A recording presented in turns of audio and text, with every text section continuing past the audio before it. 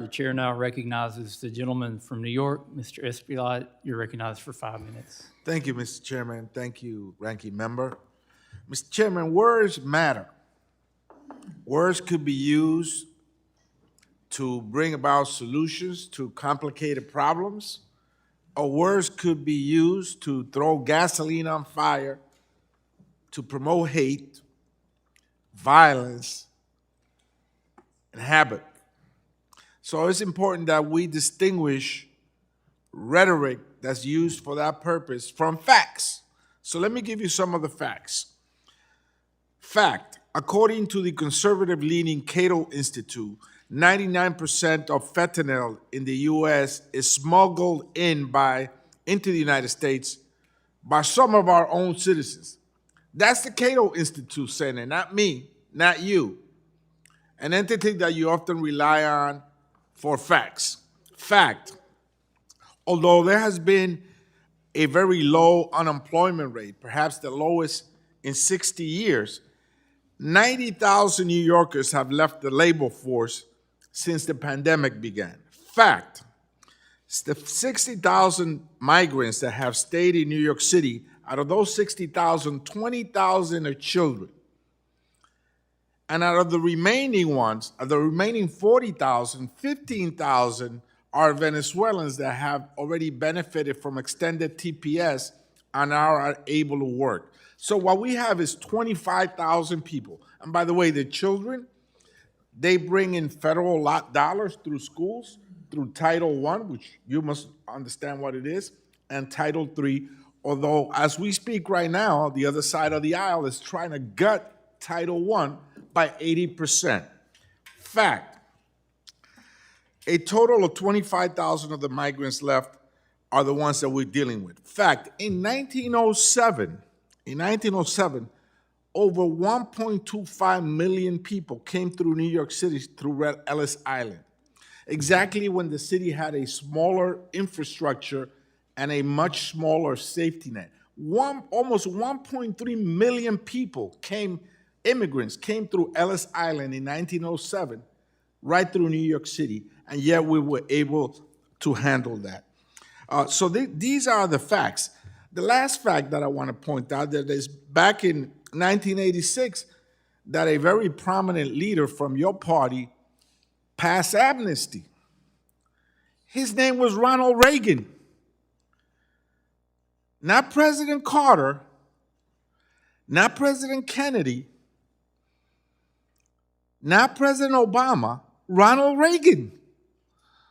So those are the facts. So let's not engage in rhetoric that's volatile, that will lead to violence, that will pin us against each other. I want to ask a question to the two representatives from New York at the state and local level, because this is personal to me. I came to the United States back in 1964 with my family on a visitor's visa. Overstayed my visa, had to get my green card later on, but I was here with no papers. What would you have done with me as a 9-year-old? Would you have sent me to Rikers Island? Would you have sent me under a bridge? Where would you have placed me and my family back in the 1960s if that was the case today? I'm a member of Congress right now. Obviously, I haven't seen any bloody incident from the migrants. 100,000 of them, and you can't point out one really reprehensible act of violence. And you're saying that they're taxing the police department? You grab out 100,000 people anywhere, and you're going to have dozens of felonies per heart. Anywhere on Park Avenue, anywhere in the city of New York. So what will you have, my question, what would you have done with me and my family back in 1964 when I came in without any papers? And now I'm a member of Congress right here, walking the halls of Congress with all of these folks here, having the same vote that they have and having an impact on the future of this nation.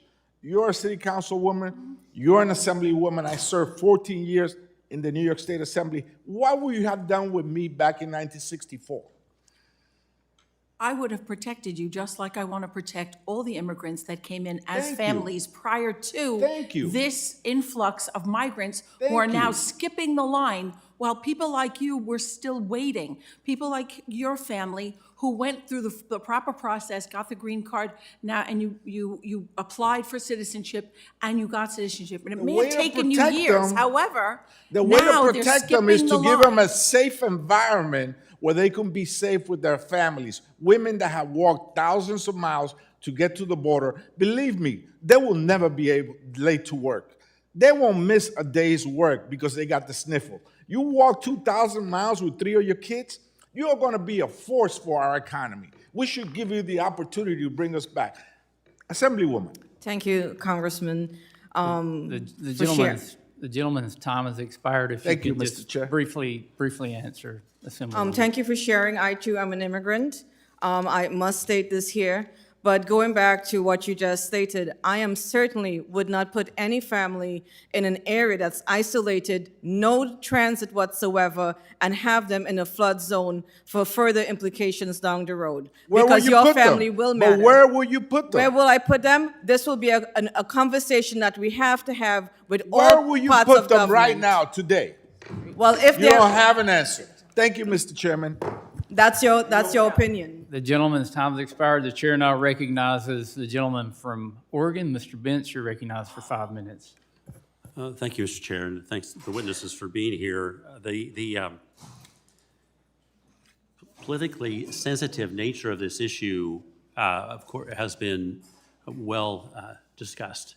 And I'm curious, I want to make it clear, but I'm curious from the folks from New York, two counselors, if you are happy that we're having this hearing today, here at the congressional level, are you happy to be here today sharing with your constituents, of course, but the rest of America, the need to discuss this issue? I'm absolutely happy to be here today to discuss this issue because it really is a federal issue. This migrant crisis that we're facing in New York City should never be